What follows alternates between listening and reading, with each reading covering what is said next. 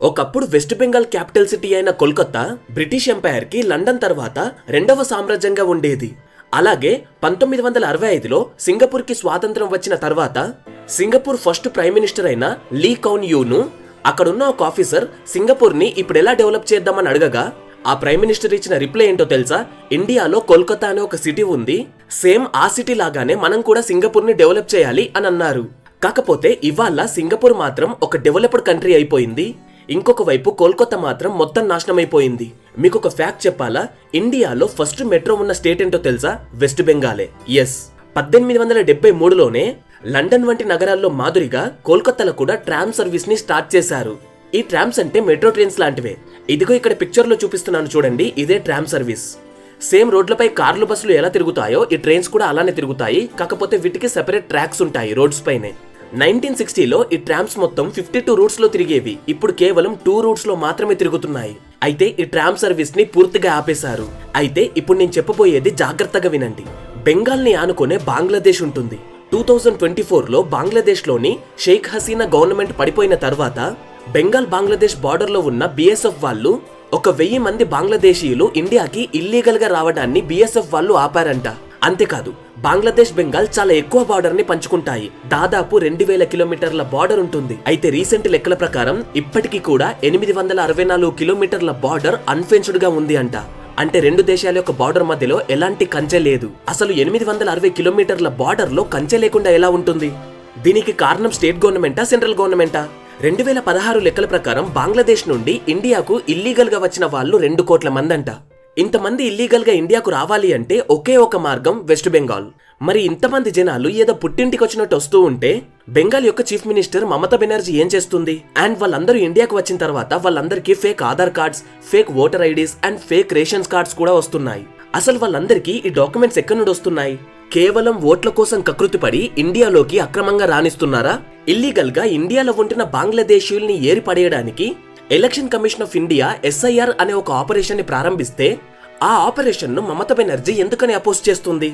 అసలు మమతా బెనర్జీ ఇండియాను అండ్ బెంగాల్ ను ఎలా నాశనం చేస్తుంది? 864 కిలోమీటర్ల బార్డర్ లేకపోతే అసలు సెంట్రల్ గవర్నమెంట్ ఏం చేస్తుంది? ఈ వీడియోలో నేను ఒకప్పుడు బెంగాల్ ఎలా ఉండేదో అని మాత్రమే కాదు, అసలు బెంగాల్ ని ఎవరు ఎలా నాశనం చేస్తున్నారు, దీనివల్ల ఇండియాకు అండ్ మనందరికీ కలిగే నష్టమేంటి, ఇదంతా క్లియర్ గా చెప్తాను. మన దీదీని కూడా క్లియర్ గా ఎక్స్పోజ్ చేస్తాను. సో ఈ వీడియోని కంప్లీట్ గా చూడండి, చాలా ఇంట్రెస్టింగ్ గా ఉంటుంది. మిమ్మల్ని ఇప్పుడు ఇండియా యొక్క క్యాపిటల్ సిటీ ఏది అంటే న్యూఢిల్లీ అని అంటారు. కాకపోతే 1911కు ముందు బ్రిటిష్ ఇండియా యొక్క క్యాపిటల్ సిటీ ఏంటో తెలుసా? వెస్ట్ బెంగాల్ క్యాపిటల్ అయిన కోల్కతానే. ఇప్పటికీ ఇండియాలో కొన్ని ప్లేసెస్ లో గ్యాస్ ల్యాంప్స్ వాడుతున్నారు, కాకపోతే కోల్కతా మాత్రం 1899లోనే పూర్తిగా ఎలక్ట్రిఫైడ్ అయిపోయింది. అంటే నగరం అంతా కూడా అప్పుడే కరెంట్ సప్లై వచ్చేసింది. అక్కడున్న వనరుల వల్ల అండ్ అలాగే కోల్కతా హూగ్లీ రివర్ యొక్క ఒడ్డున ఉండటం వల్ల అండ్ ఆ రివర్ ట్రాన్స్పోర్ట్ కి చాలా అనుగుణంగా ఉండటం వల్ల చాలా ఇండస్ట్రీస్ అన్ని కూడా కోల్కతాలోనే ఏర్పడ్డాయి. బెంగాల్ ని వీళ్ళు చూస్ చేసుకోవడానికి గల మెయిన్ రీజన్, బెంగాల్లో జూట్ ఎక్కువగా పండించే వాళ్ళు. ఆ కాలంలో ప్లాస్టిక్ ఎక్కువగా దొరికేది కాదు, ప్యాకేజింగ్ కోసం ఈ జూట్ నే ఎక్కువగా వాడేవారు. అండ్ ఇదే కాకుండా ఇక్కడ చాలా బొగ్గు గనులు ఉండటం వల్ల కరెంటు కూడా పోయేది కాదు. ఇవన్నీ కాకుండా కోల్కతాకి ఒక మంచి సముద్ర తీరం ఉండేది, దీనివల్ల ఎక్స్పోర్ట్స్ అండ్ ఇంపోర్ట్స్ జరిగేవి. అందుకోసమనే చాలా కంపెనీస్ కోల్కతానే ఒక హబ్ లాగా మార్చుకున్నాయి. అయితే 1947లో బ్రిటిషర్స్ వెళ్లిపోయేప్పటి వరకు కూడా వెస్ట్ బెంగాల్ చాలా బాగుంది. ఇక వాళ్ళు వెళ్లిపోవడం, పార్టీషన్ జరగడం, ఇవి రెండు ఒకేసారి జరిగాయి.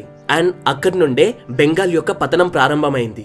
అయితే 1977 నుండి 2011 వరకు దాదాపు 34 సంవత్సరాలు బెంగాల్ ని రూల్ చేసింది కమ్యూనిస్ట్ పార్టీ ఆఫ్ ఇండియానే, అంటే CPI party. Actually Mumbai, Bengaluru, Hyderabad ఈ సిటీస్ అన్నిటికన్నా ముందు కోల్కతానే డెవలప్ అవ్వాలి. కానీ ఈ కమ్యూనిస్ట్ పార్టీ తీసుకున్న డెసిషన్స్ వల్ల కోల్కతాలో డెవలప్మెంట్ ఆగిపోయింది. అందులో మీకు ఒకటి ఇప్పుడు చెప్తాను చూడండి. 1980s టైంలో అప్పుడప్పుడే కంప్యూటర్స్ వస్తున్నాయి అండ్ ఆ కంపెనీస్ అన్ని కూడా కోల్కతానే చూస్ చేసుకున్నాయి. కాకపోతే ఈ కమ్యూనిస్ట్ పార్టీ వాళ్ళు ఏం చేశారో తెలుసా? ఒకవేళ కంప్యూటర్స్ గనక వస్తే అక్కడ నార్మల్ పీపుల్ యొక్క జాబ్స్ పోతాయి అని ప్రొటెస్ట్లు చేశారు. ఇంకోవైపు బెంగళూరు వంటి సిటీస్ ఆ IT కంపెనీస్ కి రెడ్ కార్పెట్ వేసి మరీ ఇన్వైట్ చేశాయి. వాళ్ళు చేసిన ఈ మిస్టేక్ వల్ల ఇవాళ బెంగళూరు ఏ స్టేజ్ లో ఉందో, కోల్కతా ఏ స్టేజ్ లో ఉందో మీకే వదిలేస్తున్నా. ఈవెన్ ఇదే కాదు, స్కూల్స్ అన్ని కూడా బెంగాల్ మీడియం లో ఉండాలి, ఇంగ్లీష్ మీడియం లో ఉండకూడదు అని ఇంగ్లీష్ మీడియం స్కూల్స్ ని తీసేశారు. సో మనందరికి తెలిసిందే, ఈ కాలంలో ఇంగ్లీష్ రాకపోతే జాబ్స్ రావడం అనేది చాలా కష్టం.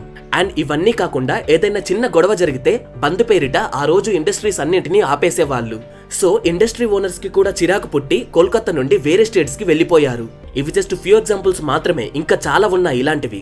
అయితే 2011లో మమతా బెనర్జీ నేను బెంగాల్ ని మార్చుతాను అని ప్రచారం చేసి ఆ సంవత్సరం జరిగిన ఎలక్షన్స్ లో ఫస్ట్ టైం విన్ అయ్యి బెంగాల్ కి చీఫ్ మినిస్టర్ అయింది. మరి సీఎం అయిన తర్వాత బెంగాల్ ని మార్చేసిందా? అసలు బెంగాల్ ని దీదీ డెవలప్ చేసిందో లేదో ఇప్పుడు తెలుసుకుందాం. ఇప్పుడు నేను 2 కంపారిజన్స్ చేస్తాను. అందులో ఒకటి west Bengal in CPI ruling and అలాగే ఇన్ టీఎంసీ అంటే Mamata Banerjee ruling. And second comparison వచ్చేసి బెంగాల్ వర్సెస్ తెలంగాణ, కర్ణాటక, మహారాష్ట్ర కంపారిజన్. ఈ 2 కంపారిజన్స్ వింటే మీకే అర్థమవుతుంది west Bengal in CPI and TMC ఎరా. ఫస్ట్ వన్ స్టేట్ ఎకానమీ, అంటే ఒక సంవత్సరంలో ఒక స్టేట్ లో ఎన్ని ఉత్పత్తులు అయ్యాయి అని చెప్తుంది. ఈ స్టేట్ ఎకానమీ గనక చూసుకుంటే 2010-11లో అంటే సిపిఐ ఎరాలో 4.6 lakh crores ఉండేది. ఇకపోతే 2022-24 మధ్యలో అంటే టీఎంసీ ఎరా అంటే మమతా బెనర్జీ ఎరాలో 17,50,000 కోట్లకు చేరుకుంది. Second one per capital income, అంటే ఒక స్టేట్ లో యావరేజ్ గా ఒక మనిషి ఎంత సంపాదిస్తున్నాడు అని ఒక సంవత్సరానికి. ఇది సిపిఐ ఎరాలో వెస్ట్ బెంగాల్ యొక్క పర్ క్యాపిటల్ ఇన్కమ్ ఎంత అంటే జస్ట్ 50,000 మాత్రమే. టీఎంసీ ఎరాలో కూడా పెద్ద చేంజ్ అయింది ఏమీ లేదు. 2024 ఆ టైంలో కేవలం 1.4 lakh మాత్రమే. అంటే వాళ్ళ ఎరాలో ఒక మనిషి నెలకు 5,000 సంపాదిస్తే ప్రస్తుతం ఈ టైంలో అట్లీస్ట్ 12,000 కూడా సంపాదించట్లేదు. ఇకపోతే థర్డ్ వన్ ఐటీ ఇండస్ట్రీ అంటే సాఫ్ట్వేర్ ఇండస్ట్రీ గురించి గనక చూస్తే ఒకవేళ వెస్ట్ బెంగాల్ ఈ 2 పొలిటికల్ పార్టీస్ చేతిలో గనక లేకపోయి ఉంటే ఈ ఐటీ సెక్టార్ లో బెంగళూరు, హైదరాబాద్ కంటే కోల్కతా ఒక స్టెప్ ముందే ఉండేది. అండ్ వాళ్ళ పర్ క్యాపిటల్ ఇన్కమ్ కూడా పెరిగేది. ఈ మాట ఎందుకు అంటున్నాను అంటే IT companies like Amazon, Delight, KPMG ఇవన్నీ ఇండియాకు రావడం మొదలైనప్పుడు వాళ్ళు చూస్ చేసుకున్న ప్లేస్ ఏంటో తెలుసా? కోల్కతానే. ఇక అక్కడ పాలిటిక్స్ వల్లే ఈ కంపెనీస్ అన్ని కూడా వేరే స్టేట్స్ కి మూవ్ అయ్యాయి. ఈ తెలివి తక్కువ పని వల్లే ఇవాళ కోల్కతా ఇండియాలో ఒక ఇంపార్టెంట్ సిటీ అయినా కూడా ఇక్కడ ఐటీ సెక్టార్ చాలా తక్కువైపోయింది. సిపిఐ పీరియడ్ లో ఐటీ ఎక్స్పోర్ట్స్ 8,500 కోట్లు ఉంటే 2022-24లో అంటే టీఎంసీ వాళ్ళ పీరియడ్ లో 35,000 కోట్లకు చేరింది. అండ్ సిపిఐ పీరియడ్ లో 300 ఐటీ కంపెనీస్ మాత్రమే ఉండేవి. టీఎంసీ పీరియడ్ లో అవి 1,500కు పైగా పెరిగాయి. కాకపోతే హైదరాబాద్ లో ఉన్నట్టు అందులో అమెజాన్, డెలైట్, అప్కమింగ్ గూగుల్ ఇలాంటి కంపెనీస్ ఏవి కూడా కోల్కతాలో లేవు. ఒకవేళ ఉన్నా కానీ అవన్నీ జస్ట్ బీపీఓ సర్వీస్లు మాత్రమే రన్ చేస్తున్నాయి. ఇక రైల్వే రూట్ లో చూసుకుంటే సిపిఐ అప్పుడు 4,000 కిలోమీటర్స్ ఉంటే టీఎంసీ పీరియడ్ లో 4,135 కిలోమీటర్స్ ఉంది అంతే. అండ్ ఫైనల్లీ సిపిఐ పీరియడ్ లో వెస్ట్ బెంగాల్ యొక్క అప్పు 1,92,000 కోట్లుంటే టీఎంసీ పీరియడ్ లో 6 lakhs crores ఉంది. ఇది 2024 లెక్కలు, ఇప్పటికి ఇంకా పెరిగే ఉండొచ్చు. అయితే ఈ కంపారిజన్ చూసిన తర్వాత సిపిఐ కన్నా టీఎంసీఏ అంతో ఇంతో బెటర్ అని అనిపించవచ్చు. బట్ అదే వెస్ట్ బెంగాల్ ని ఇప్పుడు తెలంగాణ, మహారాష్ట్ర అండ్ అలాగే కర్ణాటకతో కంపేర్ చేద్దాం. చూడండి ఎందుకు ఈ స్టేట్స్ తోనే కంపేర్ చేస్తున్నాను అంటే ఈ స్టేట్స్ లో ఉన్న సిటీస్ అన్ని కూడా ఇండియాకు బ్యాక్ బోన్. అండ్ కోల్కతా కూడా చాలా ఫేమస్ సిటీ అండ్ అలాగే దానికి కూడా ఆ క్యాపబిలిటీ ఉంది. సో కోల్కతాను ఈ సిటీస్ తోనే కంపేర్ చేయాలి. So let's compare. ఇప్పట్లాగా పెద్దగా చెప్పను, చాలా షార్ట్ గా చెప్తాను. అండ్ 2023-24 డాటా ప్రకారం ఈ కంపారిజన్ ఉంటుంది. 2023-24లో మహారాష్ట్ర యొక్క జిఎస్డిపి 38,70,000 కోట్లుంటే కర్ణాటక 25.67 lakh crores ఉంది. అండ్ తెలంగాణ 14.65 lakh crores ఉంది. అండ్ వెస్ట్ బెంగాల్ విషయానికి వస్తే 17.5 lakh crores ఉంది.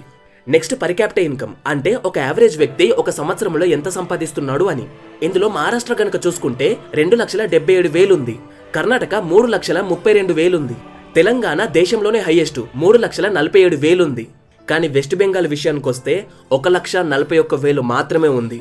ఇకపోతే ఐటీ ఎక్స్పోర్ట్స్ ని గనక చూసుకుంటే Maharashtra 1.68 lakh crores IT exports చేస్తుంటే కర్ణాటక 3.2 lakh crores చేస్తుంది. తెలంగాణ 2.41 lakh crores చేస్తే వెస్ట్ బెంగాల్ మాత్రం కేవలం 30,000 కోట్లు మాత్రమే చేస్తుంది. అంటే అట్లీస్ట్ ఈ మిగతా స్టేట్స్ తో పోల్చుకుంటే కనీసం పావు వంతు కూడా కాదు. ఇప్పుడు ఐటీ కంపెనీస్ యొక్క కౌంట్ చూసుకుందాము. మహారాష్ట్రలో 4,500 కంటే ఎక్కువ ఐటీ కంపెనీస్ ఉన్నాయి. కోల్కతాలో 5,500 కంటే ఎక్కువ ఐటీ కంపెనీస్ ఉన్నాయి. తెలంగాణలో 3,500 కంటే ఎక్కువ ఐటీ కంపెనీస్ ఉన్నాయి. వెస్ట్ బెంగాల్లో మాత్రం 1,500 కంటే ఎక్కువ ఐటీ కంపెనీస్ మాత్రమే ఉన్నాయి.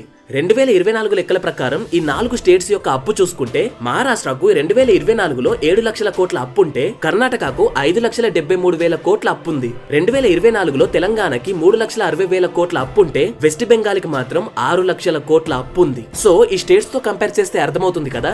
2011 నుండి 2026 వరకు వెస్ట్ బెంగాల్లో పవర్ లో ఉన్న మమతా బెనర్జీ పెద్దగా ఏమీ డెవలప్ చేయలేదు అని. అండ్ అది చేసింది కూడా పెద్దగా సరిపోదు. సరే ఇవన్నీ ఇప్పుడు పక్కన పెడదాం. కాకపోతే ఇప్పుడు నేను చెప్పబోయే విషయాన్ని మాత్రం చాలా జాగ్రత్తగా వినండి. అండ్ ఇది ప్రస్తుతం వెస్ట్ బెంగాల్ యొక్క డౌన్ ఫాల్ కి మెయిన్ రీజన్ అయి కూర్చుంది. అదే బంగ్లాదేశ్ నుండి ఇల్లీగల్ గా చాలా మంది బెంగాల్కి రావటం. అంటే ఎలాంటి ప్రాపర్ డాక్యుమెంట్స్ లేకుండా మన దేశంలోనికి అక్రమంగా చొరబడుతున్నారు. కాదు దీదియే రాణిస్తుంది. ఒక పొలిటికల్ పార్టీ ఎంత దిగజారినా సరే ఆ దేశానికి అన్యాయం చేసేలా ఉండకూడదు. కాకపోతే ప్రస్తుతం బెంగాల్లో మాత్రం ఇదే జరుగుతుంది. ఇలా ఇల్లీగల్ ఇమిగ్రెంట్స్ అందరూ మన దేశంలోకి రావటం వల్ల మన దేశ ప్రజలకు చెందవలసిన వసతులన్నీ కూడా వాళ్ళకి వెళ్తున్నాయి. లైక్ రేషన్, పెన్షన్ ఇలాంటివన్నీ.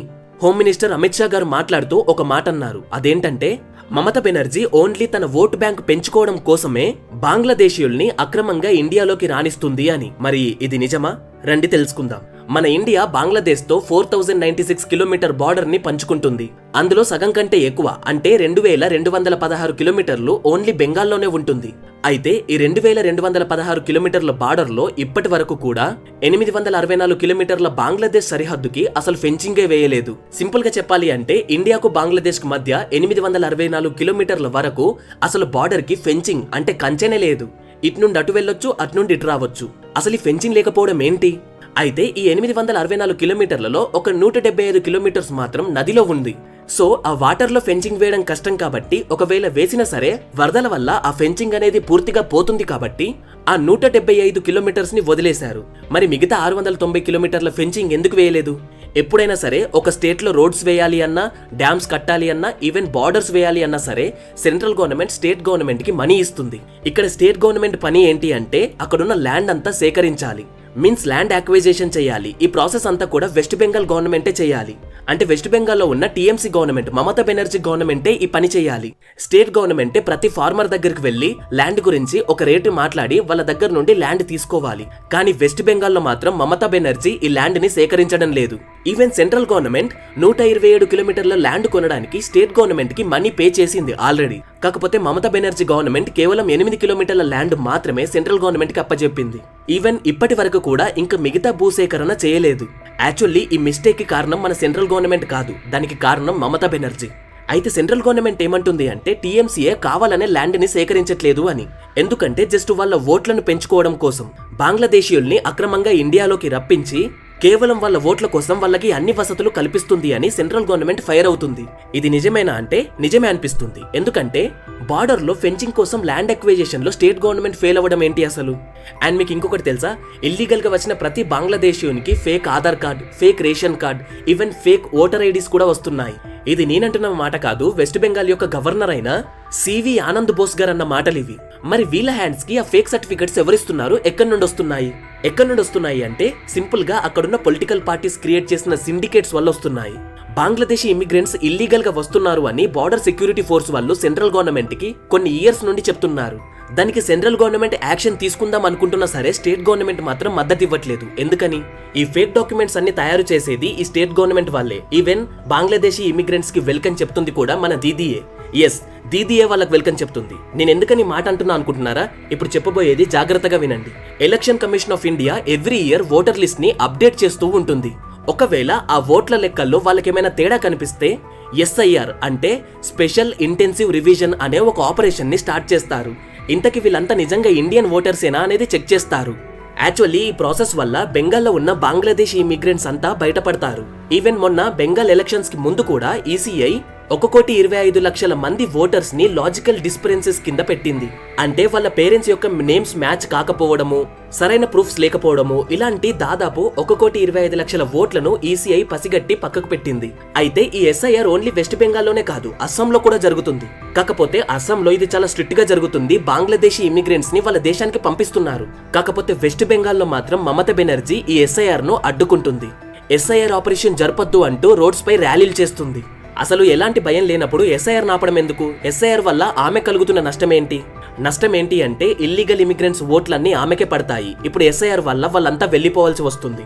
ఈవెన్ ఈ ఎస్ఐఆర్ వల్ల ఆమె ఓట్స్ పోతాయి అని సుప్రీంకోర్టులో కూడా కేసు వేసింది మమతా దీది. అసలు ఎస్ఐఆర్ నాపాల్సిన అవసరం ఏముంది? దీన్ని బట్టి మీకు అర్థమై ఉండొచ్చు ఇల్లీగల్ ఇమిగ్రెంట్స్ అసలు ఇండియాలోకి ఎలా వస్తున్నారు అని. ఇలాంటి పొలిటికల్ పార్టీస్ జస్ట్ ఓట్స్ కోసం ఏదైనా చేస్తారు. బంగ్లాదేశ్ వాళ్ళనేం కర్మ, పాకిస్తాన్ వాళ్ళకు కూడా వెల్కమ్ చెప్తారు. Even Mamata Banerjee minority votes కోసం ఎక్కడి వరకైనా వెళ్తుంది. మొన్న క్యాంపెయినింగ్ లో మాట్లాడుతూ బీజేపీ గవర్నమెంట్ గనక వస్తే వాళ్ళు మీ మైనారిటీస్ ని బ్రతకనివ్వరు అని డైరెక్ట్ గా స్టేట్మెంట్స్ పాస్ చేస్తుంది. ఇక్కడ వాళ్ళు అంటే హిందూసే. ఈవెన్ ఈసారి బెంగాల్లో కొంతమంది ముస్లిమ్స్ కూడా మమతా బెనర్జీని అపోజ్ చేస్తున్నారు. మమతా బెనర్జీ ఇదే కాదు, 2006లో రతన్ టాటా గారు టాటా నానోను తయారు చేయడానికి కోల్కతాను ఎంపిక చేసుకున్నారు ఫ్యాక్టరీ పెట్టడానికి. దానివల్ల చాలా జాబ్స్ క్రియేట్ అయ్యేవి అండ్ దాన్ని కూడా మమతా బెనర్జీ అపోజ్ చేసింది. ఇక టాటా గారు ఆ ఫ్యాక్టరీని అక్కడి నుండి గుజరాత్కి మూవ్ చేశారు. ఈవెన్ రతన్ టాటా గారే డైరెక్ట్ గా చెప్పారు కోల్కతాలో ఫ్యాక్టరీ పెట్టకపోవడానికి గల మెయిన్ రీజన్ మమతా బెనర్జీయే అని. నేను ఈ వీడియో అప్లోడ్ చేస్తున్నంత వరకు ఎలక్షన్స్ అయ్యాయి కానీ ఇంకా రిజల్ట్స్ రాలేదు. నా ఉద్దేశంలో ఈసారి వెస్ట్ బెంగాల్లో మాత్రం ఖచ్చితంగా పవర్ మారాలి. వేరే ఏ పార్టీ పవర్లోకి వచ్చినా సరే గానీ అక్కడ టీఎంసీ పార్టీ మాత్రం పవర్లోకి రాకూడదు. ముందుగా ఆ ఇల్లీగల్ ఇమిగ్రెంట్స్ ని ఆపేయాలి. దానివల్ల బెంగాల్కే కాదు ఇండియన్స్ కి అండ్ ఇండియాకి మనందరికీ కూడా నష్టం జరుగుతుంది. సో మీరేమనుకుంటున్నారు? రిజల్ట్స్ లో ఎవరు విన్ అవుతారు? బీజేపీ విన్ అవుతుందా? టీఎంసీ విన్ అవుతుందా? మీరే గెస్ చేయండి, కింద కామెంట్ చేయండి. రిజల్ట్స్ వచ్చిన తర్వాత చూద్దాం.